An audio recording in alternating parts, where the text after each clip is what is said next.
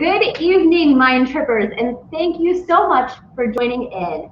We have a new theme this month, and this theme is on faith, hope, and love. So we're so excited to be talking to you. Absolutely. And we hope we can provide you with some new faith, hope, and love in your life. So the topic of hope is so important in our lives, and it's that emotion, right, that gets us up and out of bed and ready to go every single morning or every single night if you're night shift, right? You got to have that hope. But we want to share with you today why hope is important, what happens when you lose hope, and how to regain that hope. And I think, a lot of us think about hope as wishful thinking or things we hope will happen. But there's a lot of scientific study and research into hope. So it delves a lot deeper than just wishful thinking. So we hope to be able to provide you with some of that information tonight. Right. So let's jump right in. And remember, guys, we're highly interactive. We're highly engaging. Please, any questions, comments, shout outs, whatever you want to do, drop that below in the comments and we'll catch that and we'll respond to you immediately. So we're looking forward to your comments this time. But let's start out, Nikki. What is the definition of hope? So hope is a feeling of expectation and desire for something to happen, right? And so I think in that initial definition, that's what makes us feel like it's wishful thinking. Right. But we also know that wishful thinking and daydreaming, though it is good in small doses, too much of that pulls us away from reality and makes us really unhappy. Right. Like, think about if you have this really amazing dream and then you wake up and you're like, there's slobber on your face and like you have to catch your bearings and you're like, oh, I'm in like the same place. I'm not on vacation on my yacht, right? First of all, the slobber on the pillow thing, let's not mention that, because if Tommy, my husband, is watching, he'll let you know that I wake up every morning with slobber. Apparently I have really great dreams and a lot of hope. I wasn't going to throw her under the bus, but there you go. But hope is a lot deeper than that. And hope is tied in with purpose. So let's talk about what is hope and why is it important? So hope, as I mentioned earlier, is something that kind of gets us up out of the bed in the morning, and it keeps our blood pumping, it keeps us driving, it keeps us looking forward to the future. It's so important because it's going to help us set those goals, right? It's going to help us have that motivation to achieve. And it's going to help us see the future and see the vision that we have for our life. And not only that, hope provides resilience. So I'm going to try not to be too nerdy and scientific about this, right? Doesn't she say that every week, guys? This girl is nerdy and scientific. It's not true. I try to keep it. Right here. But we love the nerdy and scientific, so let's hear it. So hope is very closely tied to purpose in life, right? And they're very much two sides of the same coin. So what we know about having hope and having purpose is generally if you have one, you have the other, and they kind of work together. Okay? And what we do know about hope and purpose is that whether you're a youth living in chronic poverty, adult living in chronic poverty, you've experienced lots of traumatic events in your life, or in general, if you're just someone who's been facing a lot of obstacles, hope and purpose will give you that resiliency, meaning that you can bounce back, you can overcome without having really big negative life consequences, and it helps mitigate a lot of risk factors that come with traumatic experiences. I would have to 100% agree with that scientific fact, right? So the population that Nicole and I have dealt with as therapists, they've been through a lot of traumatic experiences, abuse in their lives, and one of the great things that we do see is that resiliency factor. And if I want to get scientific too, resiliency and like having one person in that youth's life or even an adult's life that supports them, that can help guide them through, that can give them that hope, that is life-changing for them.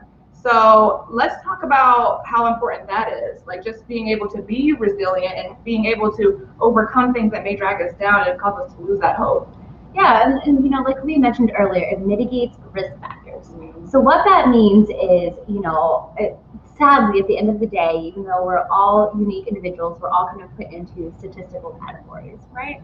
And so when you have a lot of traumatic experiences or obstacles or crappy things happening back to back, it puts us at risk for depression, anxiety, criminal behavior, poor parenting skills, loss of job, lower wages, increased blood pressure, increased risk of heart attack, right? So like the list goes on and on. Mental, physical, generational with your children. Emotional. Emotional, it doesn't stop. And so when you have hope and purpose, it kind of helps stop that and you know, make you have less risk factors. Right. So you defined hope as that feeling of expectation or that desire for certain things to happen. So those of us who have been through those trying times or who have experienced those mitigating factors, it is extremely important to just be able to continue to have a desire for a better life, or to hope for those things that you want and the way you want to see your life go. And there's so many reasons why we lose hope, or how we can lose hope. I know one of the first ones right away is that when we choose hope, we are prioritizing the important things in our life, which sounds simple at the surface. But the problem is that a lot of us, either one, don't actually know what's important to us, or two, we don't know how to prioritize it. So when we say we don't know what's important, generally when you ask someone, like, what do you love or whom do you love, we can say, like, I love my spouse, my dog, you know, whatever. We can list off things we love, but that kind of limits us and puts us in a box. There are things that are important to us that we don't always think about, like, what's important to me is freedom of choice. What's important to me is freedom of time. What's important for me is, I know this is for me, like, you know how I love airports.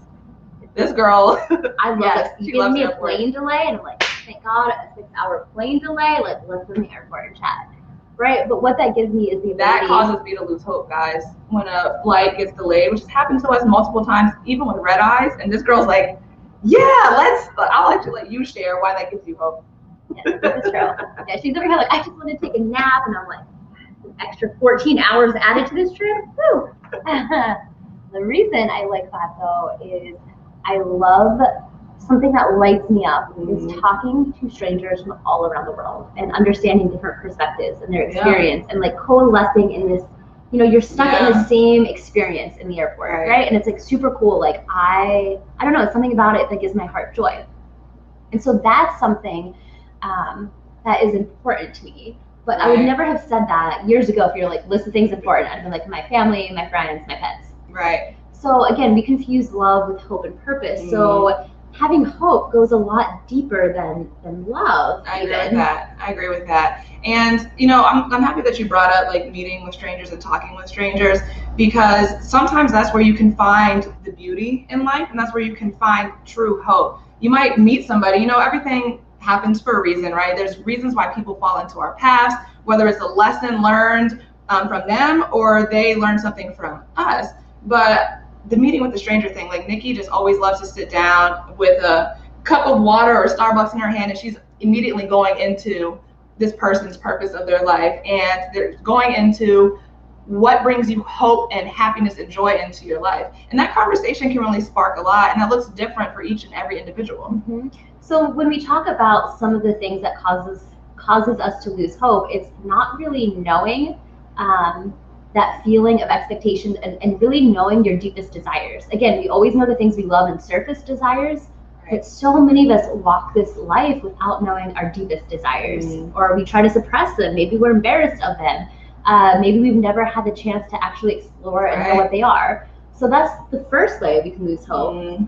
What are some other ways you can lose hope? Some other ways, and I kind of just want to build on that, what you're saying, just lack of hope from the start. You know, sometimes it can be difficult. Maybe you have lived a life that just hasn't allowed you to achieve or dream or build that hope from your childhood. So maybe you just have this like learned helplessness theme going on, right? And that learned helplessness is just being subjected to difficult situations over and over and over and over again. So you kind of just give up.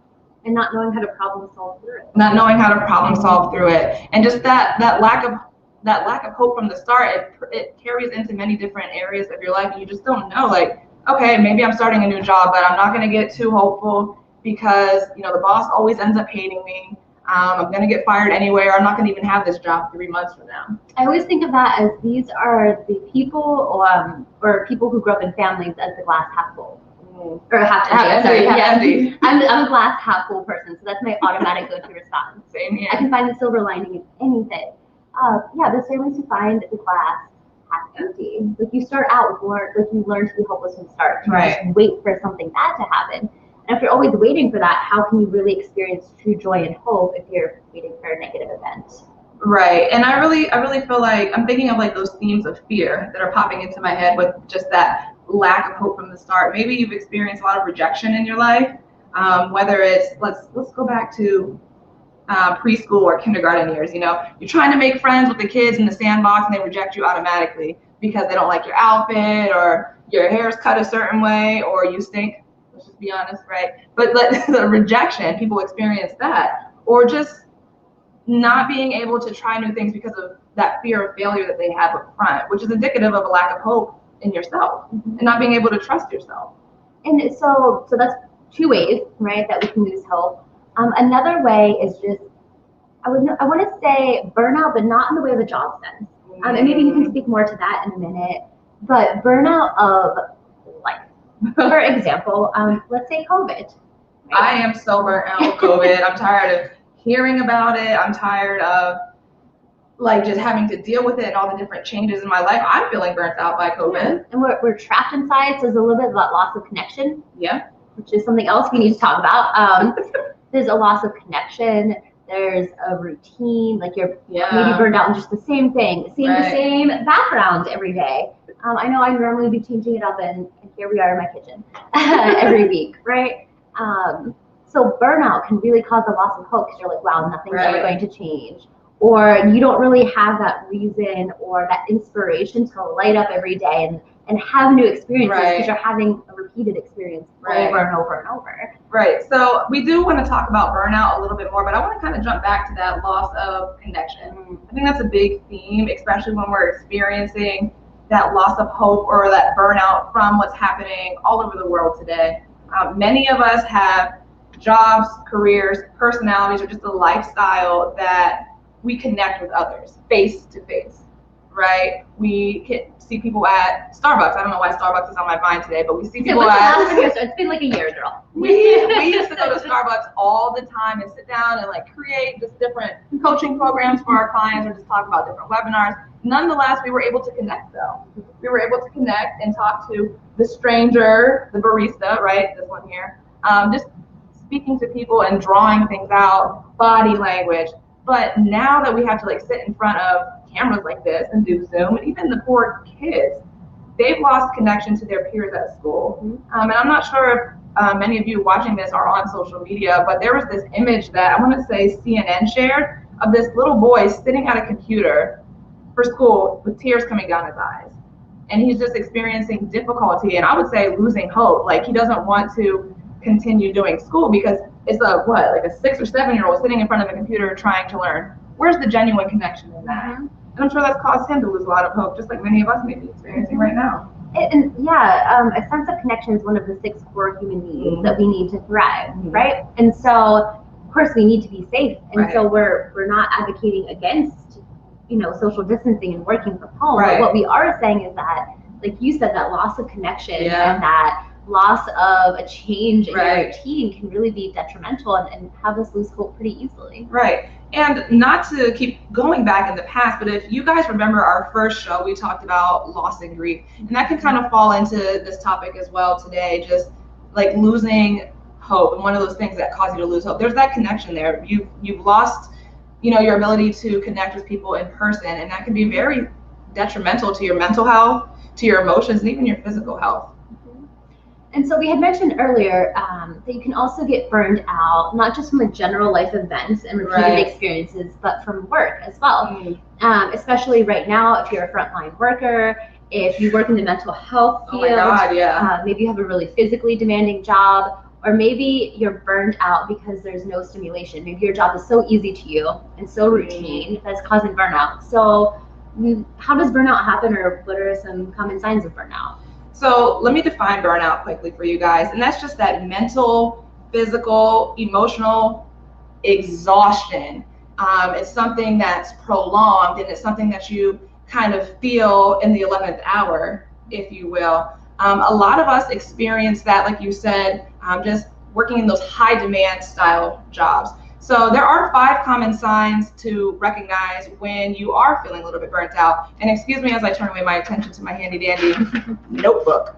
So the 5 stages of burnout, the first one is the honeymoon phase. So this is for those people that maybe have a new change in their lives, maybe a new career, new relationship, new situation, new home, what have you. But for the sake of explaining this, I'm going to go with a new career. So you jump in, you're trying to prove yourself, you're trying to show that you fit in here, you belong. So you might go above the call of duty. You might take on more than what you're used to just to show that, I can handle this.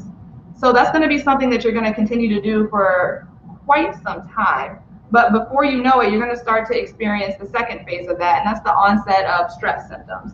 Now, again, stress, just like hope, can look different for each and every person. I know with me, when I'm stressed out, ask this lady. I like to manifest some psychosomatic symptoms going on. I get the tingling in the face, tingling in the arms, and I drive myself crazy when I'm starting to get that onset of stress. And then she calls me in the middle of the night telling me she's having a stroke.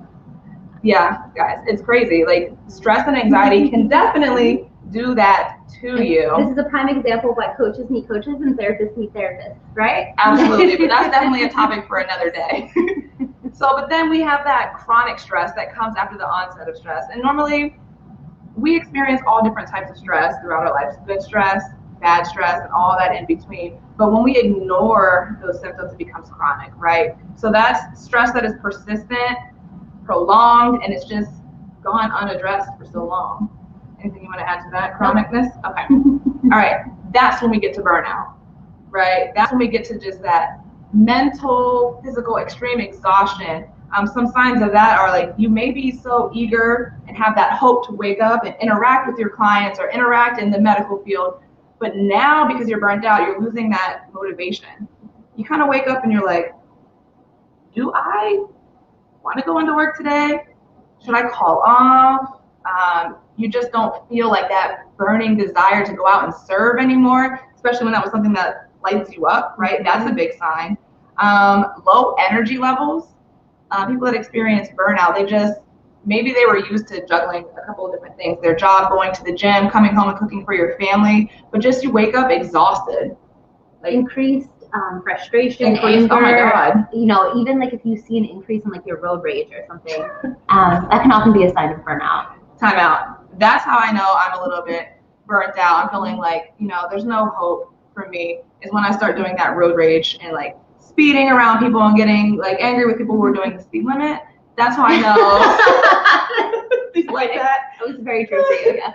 That's how I know that I'm experiencing a little bit of that burnout there. And also, so let's do some more self-disclosure. Okay. Just for example, so burnout you may not always recognize that you're burnt out, whether it's from your life, your family, right. Let's be honest, your job, whatever the case may be. So you had talked about having like the psychosomatic symptoms, which just means she legitimately has physical sensations, but there's no physical cause other than she's mentally stressing herself out. Correct. And you had said like you tend to get increased road rage. So I think another thing too, right before you're getting ready to get burned out, you get really forgetful. And I think all of us know, yeah, so she'll just be really foggy. Like she'll still be chipper and happy and friendly, but she'll forget everything. I'm like, Lord, we just had this conversation yesterday. Like, don't you remember we scheduled this quiet? I mean, she's just, and that's how I know to check her and be like, hey, like, do you need to take a few days off? And I think for me, because this is not a hard thing to do, I get like super emotional, but like it can be positive emotions. So I'll have like overwhelming feelings of joy or frustration, but like it is more of that roller coaster. And I think when you start to see day to day that I'm either super like happy or like I'm trying to nap, she's like, okay, Nikki, you're like over here, you need to take a few days off. So burnout doesn't always mean we even recognize it. It's kind of knowing yourself or knowing those people close to you, finding those patterns. Right. And I'm glad that you said that, just knowing those people around you and knowing yourself. Everybody has a common sign that they're getting burnt out. And again, whether it's, having the same routine day to day, whether it's burnout with work, whether it's burnout with this COVID situation, you gotta recognize when it's starting to be prolonged and when it's affecting you and impacting you mentally, mentally, emotionally, and physically. Sorry, I almost lost my words there. But that's definitely big. And I think another way to recognize that you are burnt out is just a lack of productivity. You know, I think many of us, especially you, I'm gonna throw her under the bus again.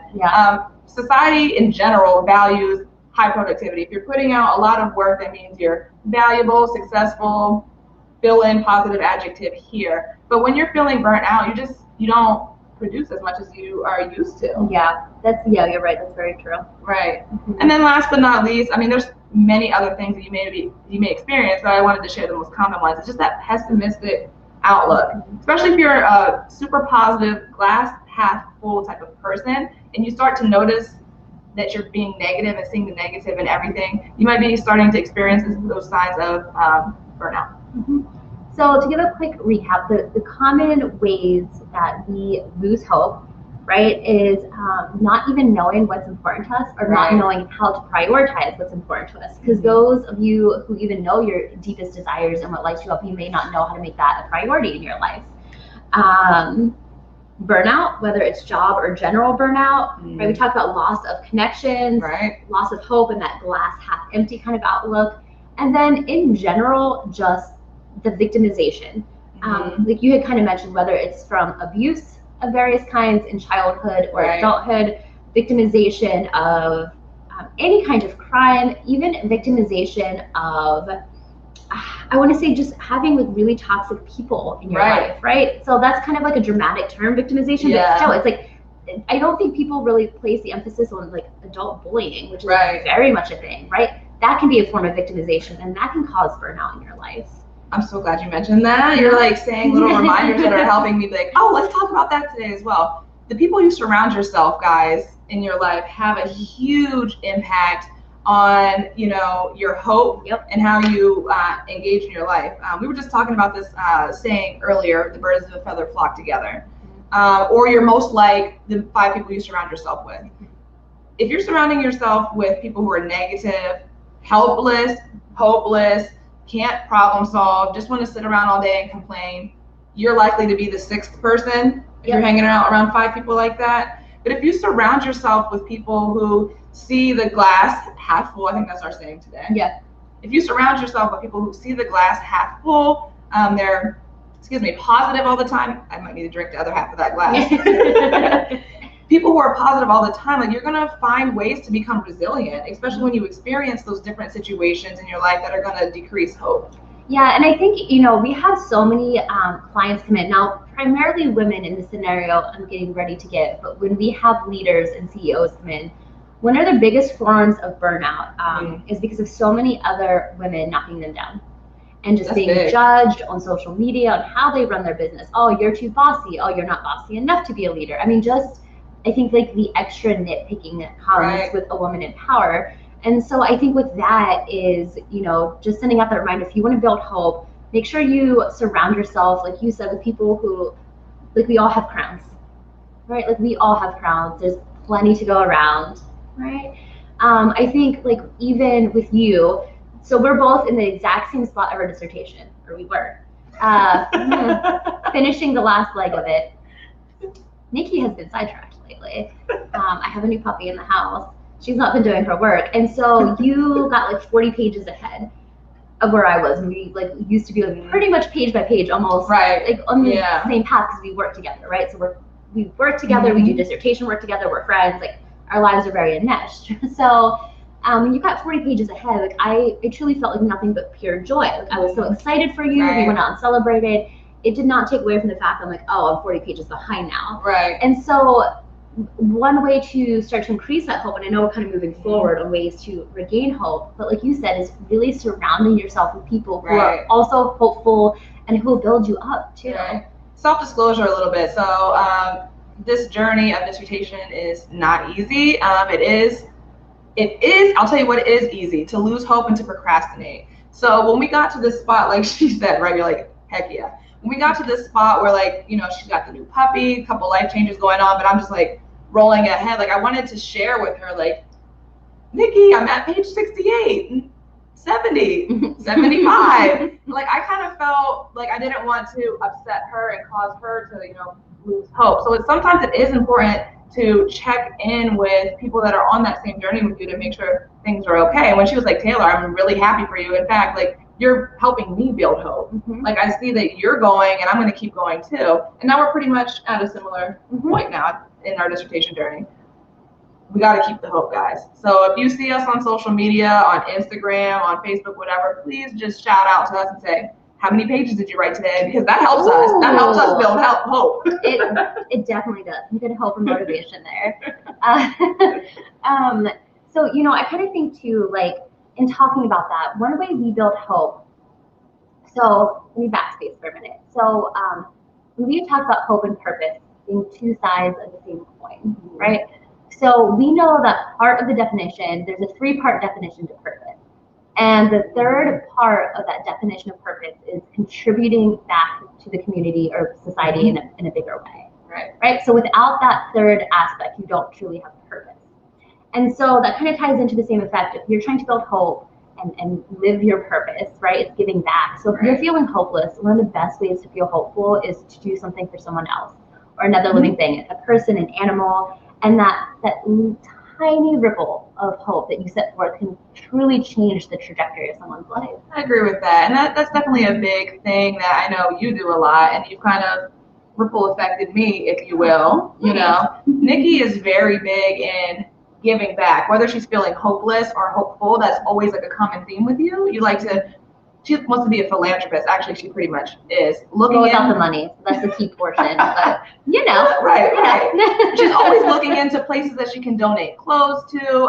As a matter of fact, I want to say over Christmas or Thanksgiving, like, you can stop into like a couple of homeless shelters offering like, hey, what can I do? And more self-disclosure, like, she texted me one day. She's like, I went to this. Was it the Bethesda Mission? No, but I don't know. I don't know what story you're gonna say. Okay, it's not there. Okay, I'll say it and you can say where it was. Okay. So she was like, hey, I walked into this place, I introduced myself, they were like, yeah, whatever. And that you ended up sitting in a circle with like 5 homeless people just talking about purpose in life and hope. No, that wasn't a place, that was just the street. Oh, that was the street. You see what I'm talking about, guys? Nikki loves finding strangers and talking purpose into their lives, building them up, pulling out that hope, and just like, before you know it, I definitely thought you were out of place. Before you know it, this girl has a crowd around her of people who want to hear her message because you build hope in people. That's important. And then, and like you said, and it has like this great benefit of, whether it's the reason you're doing it or not, also providing that hope back in you. And then the more hope you have, the more you can give back. And it's just like this beautiful cycle of hope, which sounds so cheesy, but like, it really is a thing. Like, it really is a thing. It is. And like, again, it's just a ripple. Like, when you surround yourself with people who are positive and hopeful and have like that sense of purpose, you're going to start to feel some of that your way too, especially if you're kind of at a low point in your life and you're seeking that buildup of support. And so if you're not ready or able right now to go, you don't really want to go talk to a stranger in the street, or we have a lot of little tips of things you can do to regain some hope. And I know one is that we have taught in therapy, we've taught in coaching, one that I use personally almost every day. I have like this little notebook that I carry with me. It has the symbol of the Buddha on the front. And I have a list, and it's called Nikki's Small Victories / Gratitude List. And it's everything I'm either like particularly grateful for that day. So if I don't write it down, it doesn't mean I'm not grateful. It's just like in that moment, like, there are certain things you really feel, and small victories. So gratitude things, of course, it can be big things, like people in your life that you care about, right? But it can also be tiny things. Like I'm grateful that I have the fridge that has the freezer that pulls out. I don't know, like, I like that kind of fridge, and I always wanted one. And then when I bought a house, I got like the big girl fridge. Like, I don't know, it's stupid things sometimes I'm grateful for. But you're still grateful for it. I'm grateful for this plant that's like 35 years old. I really enjoy that plant. Or small victories, right? It doesn't have to be this huge life success. I typed 20 pages today, right? It can be, I finally started to organize the basement. Or I got this little task done that's been on my to-do list forever. And so at the end of every day, I just write down every small thing that I did that brought me joy, or every like little random thing that I'm grateful for that I might not always think about. And I can promise you that gives you hope. Like, at the end of the night, no matter what kind of day you have, you start to build that hope and joy back up again. And I'm shaking my head yes, because I totally 100% agree with that. And I think when you create that gratitude list, or even like a success list that you review all the things you've been successful with in your life, that creates that ball of momentum that just keeps you going, that ball of hope. You know, if you start out feeling hopeless, creating that success list, creating that gratitude list, going through everything you're grateful for and thankful for in your life, like you're going to see that snowball at the top of the hill go down and get bigger and bigger and bigger. And before you know it, you've built that hope back up to where you used to be, if not better. Yep. I think that's super important. And you know, if you're, let's say you're feeling, I hope not, if you guys are feeling this hopeless, like reach out to us. But if you're feeling so hopeless that you feel that there's no gratitude or you really didn't have any small victories, then you could always like reflect back on the past and think about moments that made you happy, that brought you hope, and really go into detail, like what was it, other than the obvious. If you guys have tuned into our show consistently, you'll know about like the subtle things in life, right? Because obvious is common sense, right? So not looking back on just the big moments that made you happy, but what was it about those moments? Was it because, you know, let's say you look back on your wedding day and that made you feel full of hope for your future. What was it about that day? It was the connection. It was sharing a moment with people. Right. And so really think about what it was that made you feel hopeful in that moment, why it made you feel hopeful. Definitely. And I think another tip, which is my favorite, comes from the Bible verse, 1 Corinthians chapter 10, verse 13. And that's just where it says, God doesn't give you anything you can't handle. So just remember that where you are in life now, the situations that you've been through, the people that you've met, it's all happened for a reason. And God wouldn't give you anything that's going to cause you to struggle, that's going to cause you pain, anything like that. You just got to remember that message, and that's going to help you build hope as well. I know that really helps me build hope, especially when I experience something. I'm like, geez, Louise, like, why is this happening to me? Like when COVID hit, like I lost, like you said earlier, I lost connection, and it made me lose hope. I'm sorry. But just knowing that God doesn't give you anything you can't handle has been a big hope builder for me. Do you want to give me the reason why everything in my house was broken this year in 2020? I'm just kidding. This is a true story, but I digress. Because out with the old and with the new, Nikki. Come on, everything needs to be new. Everything is broken in my home. When you were talking about that, about the hope, and then remember, like overcoming obstacles and not having anything you can't handle, when you get that little spark of hope, like we mentioned earlier, hope and purpose, literally, scientifically, all these chemicals in your brain and how you show up will give you more resiliency, which then means you can more easily overcome those obstacles, which then makes it easier to have hope. And so you see how this can be a downward spiral easily, or if you learn how to have that hope, it can bring you up pretty easily too.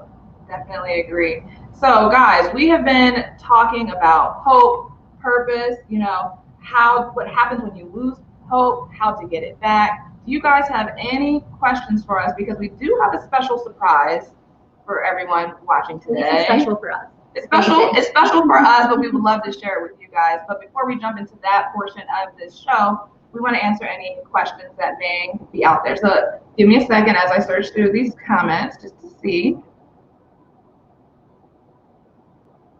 Okay, just recapping. Okay, good. But please, guys, whether you're watching it live now or afterwards, drop some things that help you build hope. I know we just sat here and gave you about 5, maybe 10, I don't know, I lost track, of different ways and tips to regain hope in your life. But let us know what works for you, because we're so open to hearing these new ways that people have, so that we can share that with the world, so that she can share that with random strangers at Starbucks or in front of Bethesda Mission or at the grocery store, right? That's always good. So should we jump into the goodies? Let's do it. All right. So guys, as you can see, Nikki and I are wearing these lovely shirts, not because we decided to twin today, but we do twin often. We do twin often, yes. By accident. But we wanted to create a shirt that just resonated with people who are creating this lifestyle that they've always seen for themselves, people that are building that hope, people that are trying to, you know, prosper from all the hard work that they've had. So if you can see, actually, we are launching this shirt, and we wanted to share it with you guys on She Is Still Dope Society first, because the first shirt that we launched a couple of weeks ago actually sold out within 2.5 days.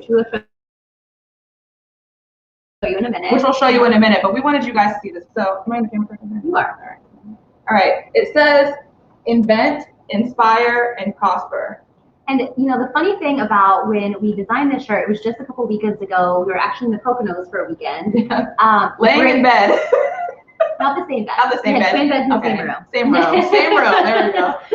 We like to bunk together because we had to break out of our routine. Right. We wanted to stay safe. We wanted to keep other people safe. So we went to the Poconos at a cabin for a weekend just to get away. Yeah, it was like 1 a.m. We're watching investigative ID because that's what we do.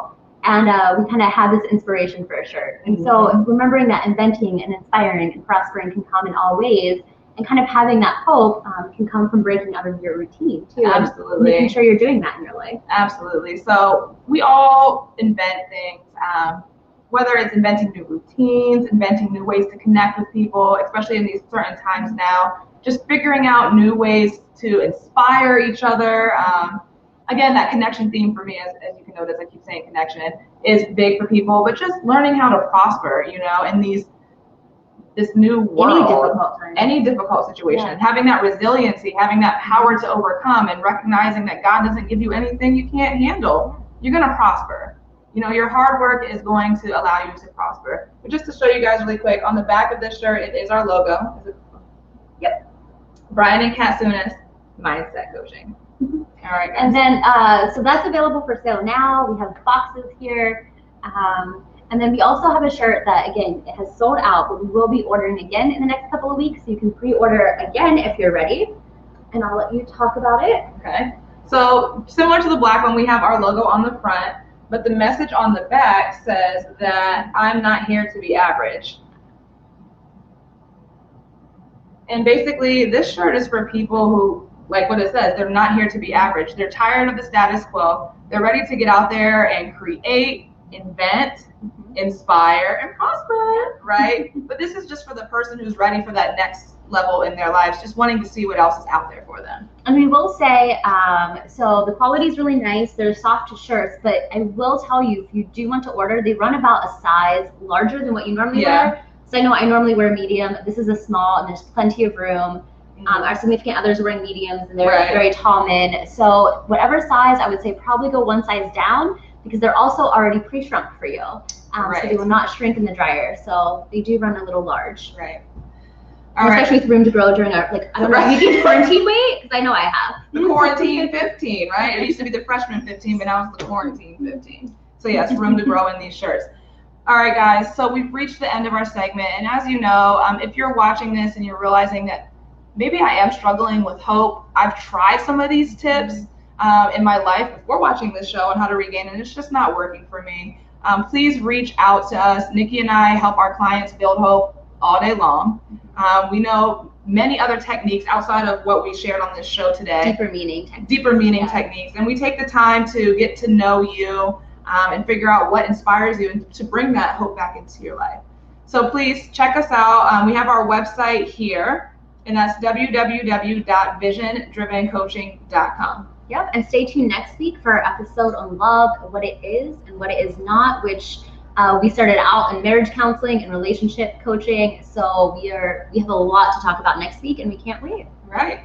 All right, guys. So please follow us on our Facebook page, Instagram, BKLLC19, and we will see you next Wednesday at 4:30. Have a great week, guys. Bye.